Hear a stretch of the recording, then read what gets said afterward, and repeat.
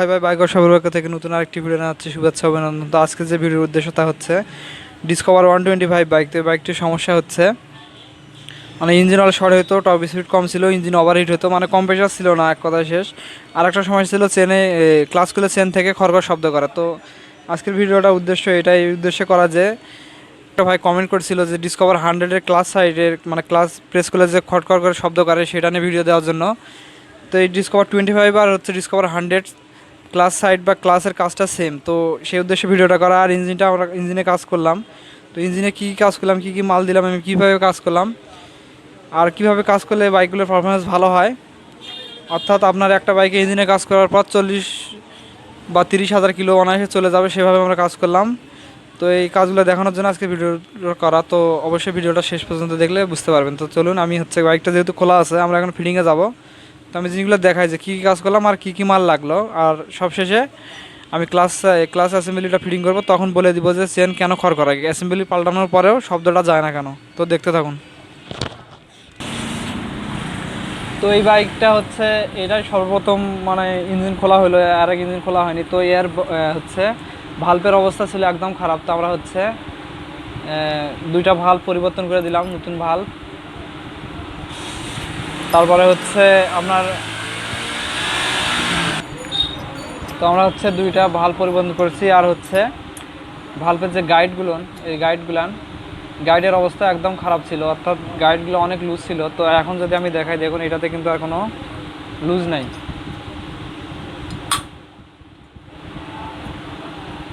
এখন গাইডে কিন্তু কোনো লুজ নাই।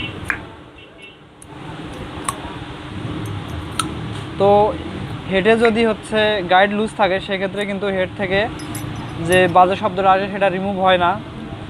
সেজন্য যদি আমরা অতিরিক্ত টেবিট স্ক্রুগুলো টাইট করে দেয়, সেক্ষেত্রে ক্যাম রকার মার খাওয়ার সম্ভাবনা থাকে। তো সেজন্য গাইডগুলো অবশ্যই পরিবর্তন করতে হবে যদি লুজ থাকে। তো আমরা হচ্ছে সিট কাটিং করে দিয়েছি, গাইডগুলো পরিবর্তন করেছি। এখন নতুন ভাল্ব হেডে লাগাবো। ভাল্ব হোলসেল লাগবে এক সেট। আর এদিকে আমি যদি এখন সিলিন্ডারের দিকে আসি, তো অনেকেই হচ্ছে বাইকের সিলিন্ডার পরিবর্তন করে, অর্থাৎ এই সিলিন্ডার খুলে নতুন সিলিন্ডার পাওয়া যায় বাজারে, কিনতে ওটা লাগায়। আবার অনেকে বাজেটের কারণে পিস্টন বোরিং করে লাগায়। তো আমরা হচ্ছে এটাতে বোরিং করলাম। তো এটাতে দেখুন, এটাতে যে 50 সাইজ পিস্টন, অর্থাৎ এটা আগে এসটিডি ছিল। আর হচ্ছে আমরা সিলিন্ডারটা বোরিং করে দিলাম। তো বোরিংটা দেখা যদি কেমন টাইট, দেখুন বোরিংটা কিন্তু অনেক ইজি করা আছে। তো এই বাইকগুলোর ইঞ্জিনে কাজ করার পরে যে সমস্যাটা হয়, কিছুদিন পরে আবার ইঞ্জিন অয়েল শর্ট হতে থাকে। তো এই ইঞ্জিন অয়েল শর্ট হওয়ার একমাত্র কারণ হয়ে থাকে আপনার গাইড যে লুজ থাকে, তো ইঞ্জিন অয়েল শর্ট হবে এবং সাউন্ডও খারাপ হবে। আবার দ্বিতীয় আরেকটা কারণ হয়ে থাকে, সেটা হচ্ছে সিলিন্ডার। যদি আমরা অনেকে সিলিন্ডার অতিরিক্ত টাইট বোরিং করে নেই, অর্থাৎ এই পিস্টনটা অনেক টাইট করে নেওয়ার কারণে কি হয়, পিস্টনটা খুব তাড়াতাড়ি ক্ষয় হয়ে যায় এবং রিংগুলো ক্ষয় হয়ে যায়। সে কারণে আবার বাইকটিতে ইঞ্জিন অয়েল শর্ট হতে থাকে। তো বোরিং করলে অবশ্যই ইজি বোরিং করে নিতে হবে, অর্থাৎ এরকম ইজি, বেশি টাইট বোরিং করা যাবে না। তো এভাবে বোরিং করলে কিন্তু পারফরমেন্স 100% ভালো হবে এবং আপনার বাইকের দীর্ঘদিন পর্যন্ত চলবে। সেক্ষেত্রে ইঞ্জিন অয়েল শর্ট হবে না এবং পারফরমেন্সও ভালো হবে। তো আমরা এখন হচ্ছে হেডটা ফিটিং করে, আর একটা হচ্ছে এই বাইকের ক্যামশেপ আগেরটাই আছে, আমরা শুধু ক্যাম বিয়ারিংগুলো পরিবর্তন করে দিলাম, ক্যাম বিয়ারিংয়ের সমস্যা ছিল। তো আমরা এখন হচ্ছে হেডটা ভাল্ব সিল দিয়ে ফিটিং করব, মানে হেডটা সাজানোর পরে বাইকের সিলিন্ডার এবং হেড সেটিং করব। তো আপনারা দেখতে থাকুন। এবং এটাতে হচ্ছে আপনার ক্লাচ প্রেস করলে যে খড়খড় শব্দ করতো চেন থেকে, এটা হচ্ছে ডিসকভার 25 এবং 100 একই সিস্টেমে। তো অনেকে আমাকে এটা নিয়ে বলছিল ভিডিও দেওয়ার জন্য, সেই জন্য আজকে ভিডিওটা দিব। তো কীভাবে এটা ক্লাচটা সেটিং করলে চেন থেকে শব্দ হবে না এবং শব্দটা কী কারণে হয়, আপনারা যদি ভিডিওটা দেখেন তাহলে অবশ্যই বুঝতে পারবেন। তো চলুন আমরা ভিডিওটা শুরু করি বা এগুলো ফিটিংয়ে চলে যায়। তো আমি এখন হচ্ছে হেডে ভাল্ব পলিসি লাগাবো।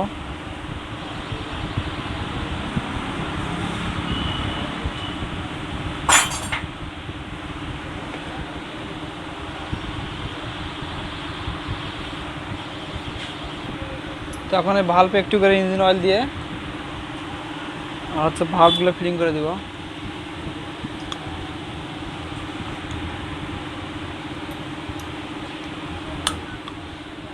এরপরে এখানে নিচে একটা ওষার হবে এবং স্প্রিং এবং উপরে লক ওষার দিয়ে আমরা হচ্ছে ভালভগুলো লক করে দিব। তো আমার হচ্ছে হেডে ভালভের লক লাগানো হয়েছে। তো এখন হচ্ছে আমি এই ক্যামশেফটটা দিয়ে দিব। আর এখানে একটা ক্যামশেপের হচ্ছে আপনার সার্ক্লিপ থাকবে বা লক থাকবে, এটা লক করে দিব। এই সার্ক্লিপটা থাকবে। তো এটা দেওয়ার পর আমরা হচ্ছে রকার আর্মগুলো লাগাবো পিন।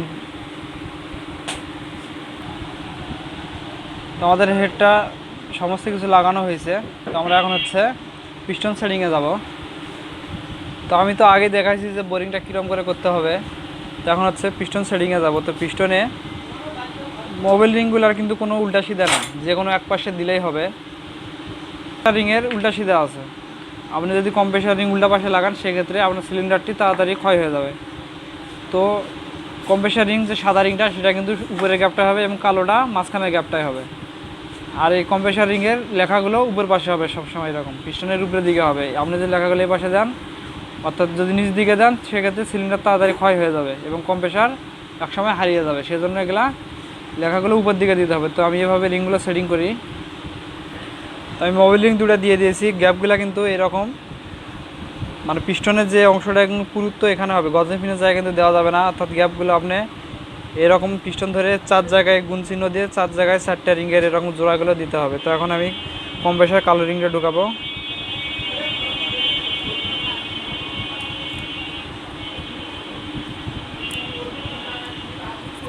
এখন যে কম্প্রেসার অর্থাৎ টপ 1 যে রিংটা সেটা কিন্তু উপরে হবে, এটা ঢুকাবো।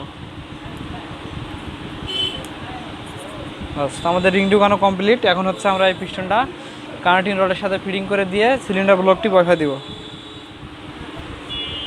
তারপরে পিস্টন কানেক্টিং রডের সাথে লাগানো হয়েছে, গ্যাসকিট দিয়ে দিয়েছি। এখন হচ্ছে আমরা সিলিন্ডারটা বসাবো। তো সিলিন্ডারটা ঢুকানোর ক্ষেত্রে একটা জিনিস লক্ষ্য রাখতে হবে, সেটার জন্য এই যে রিংগুলো যেন গ্যাপ থেকে বের না হয়ে যায় এবং মোবাইল রিংগুলোও যেন গ্যাপে থাকে, অর্থাৎ এখান থেকে বের হয়ে যেন সাইডে চলে না আসে।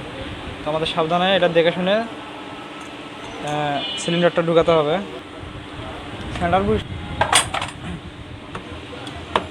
তো আমাদের সিলিন্ডার ঢুকানো হয়েছে। এখন হচ্ছে আমরা হেড গ্যাসকিট দিয়ে হেডটা লাগাবো এবং টাইমিং সেন্ট নতুন লাগাতে হবে। টাইমিং সেন্ট এবং গার্ডার দিয়ে হেডটা ফিটিং করে দেবো।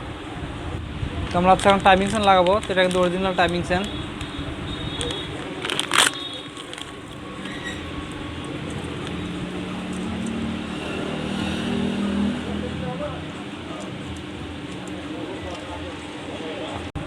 আমরা হচ্ছে টাইমিং সেন্ট লাগাইছি, টাইমিং সেন্ট নতুন অরিজিনাল টাইমিং সেন্ট লাগানো হয়েছে।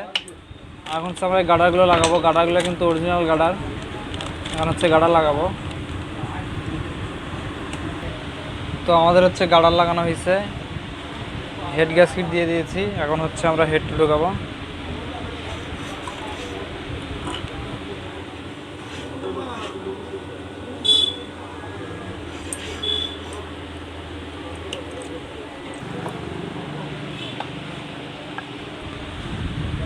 তো এখন হচ্ছে আমাদের হেড ঢুকানো হয়েছে। এখন হচ্ছে আমরা হেডের নাটগুলো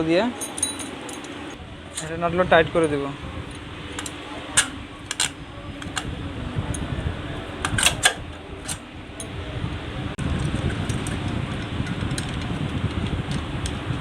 আমরা এখন নাটগুলো টাইট করে দেব।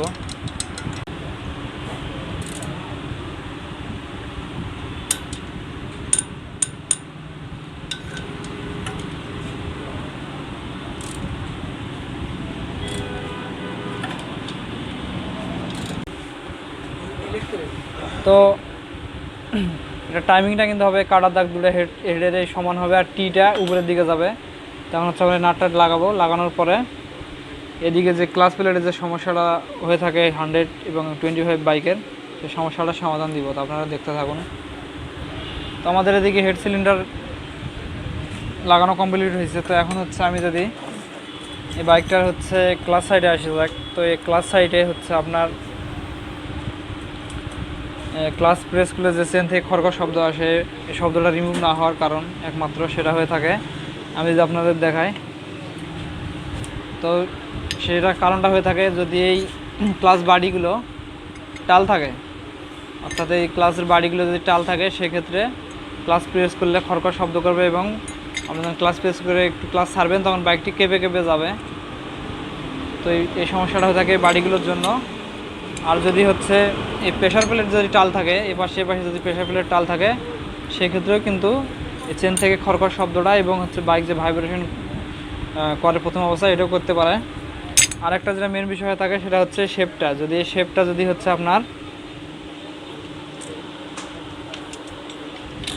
শেপটা যদি টাল থাকে, দেখুন এটা কিন্তু টাল নাই, শেপটা যদি কোনো কারণে টাল হয়ে যায় সেক্ষেত্রেও কিন্তু আপনার ক্লাচ প্রেস করলে চেন থেকে খড়খড় শব্দ করবে। তো এই হচ্ছে বিষয়। তো আমি এখন হচ্ছে ক্লাচ সাইডটা সেটিং করি এবং আমি বাড়িগুলো ফিটিং করে আপনাদেরকে আরও একটা জিনিস দেখাবো যে কারণে খড়খড় শব্দটা করে। তো আর একটা জিনিস আমি দেখাতে চাইলাম যে জন্য হচ্ছে বাড়ি চেন থেকে খড়খড় শব্দ করে ক্লাচ প্রেস করলে, সেটা হচ্ছে যদি এরকম বাড়িটা দিয়ে দেখতে হবে, বাড়িটা দিয়ে, তো এরকম বাড়িটা দিয়ে বাইকটা হচ্ছে গিয়ারে দিয়ে আপনি যদি চাকাটা ঘুরান এরকম, আর যদি দেখেন যে বাড়িটার টাল, অর্থাৎ এদিকে পাশে যদি টাল থাকে, দেখুন এটা কিন্তু টাল নাই একটুও, অর্থাৎ এই বাড়িটা যদি টাল থাকে এরকম টাল ঘুরে, অথবা হচ্ছে এইটাই যে উপরে হাউজিংটা যদি এরকম কাঁপাকাঁপি করে পাশে, তাহলে বুঝে নেবেন যে আপনার একটা এখানে সমস্যা আছে, হয় বুশ থেকে নাহলে শেপ থেকে। সেক্ষেত্রে কিন্তু চেনের যে খড়খড়ি শব্দটা সেটা কখনো রিমুভ হবে না। তো এরকম দেখে লাগাতে হবে। তো আমি হচ্ছে এখন ক্লাচ প্লেটটা সেটিং করে দিচ্ছি, আপনারা দেখুন। তো প্রথমে কিন্তু একটা ক্লাচ প্লেট হবে, আর এই প্রেশার প্লেটগুলো যে কোনো এক পাশে দিতে হবে, অর্থাৎ এই ফ্ল্যাট সাইডটা যদি এই পাশে যায় তো সবগুলো পাশে দিতে হবে, আর ডিগ্রি কাটা যদি উপর দিকে দেয় তাহলে সবগুলো এক পাশে দিতে হবে। তো উল্টা সিধা করে দিলে কিন্তু হবে না, সবগুলো এক পাশে দিতে হবে। এরকম পরপর একটা ক্লাচ প্লেট একটা প্রেশার প্লেট হবে। তো এখন অ্যাসেম্বলিটা আমরা হচ্ছে হাউজিংয়ের সাথে ফিটিং করব।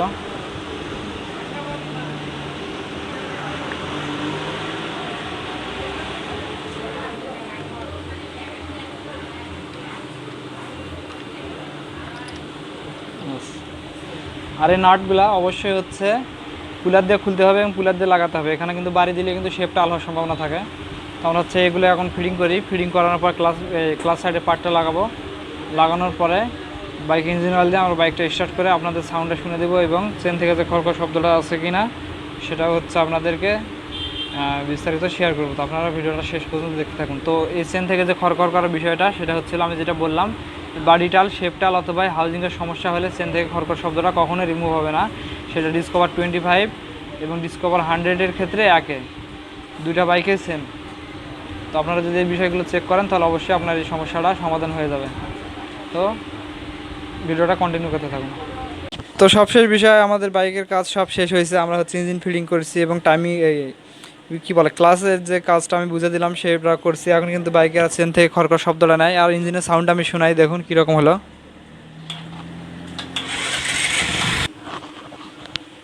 তো আমি এখন ইঞ্জিনের সাউন্ডটা শোনাই, দেখুন।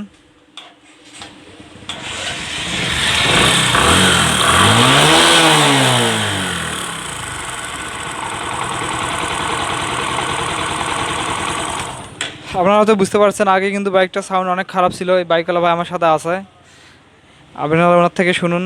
তো আজকের ভিডিও এই পর্যন্ত। ভিডিওটা যদি ভালো লাগে তো অবশ্যই লাইক করে দেবেন। চ্যানেল নতুন দর্শক হলে চ্যানেলটি অবশ্যই সাবস্ক্রাইব করুন। তো এখন শুনে দেখুন যে আগে বাইকের সাউন্ড কীরকম ছিল আর এখন কীরকম হয়েছে। আলহামদুলিল্লাহ, অনেক ভালো হয়েছে এখন। আগে চাইতে আমার বাইক এখন একবারে নতুনের মতো শব্দ হয়েছে গাড়ি। আমি অনেক খুশি এখন। তো ঠিক আছে ভাই, তো সবাই ভালো থাকবেন। আল্লাহ হাফেজ।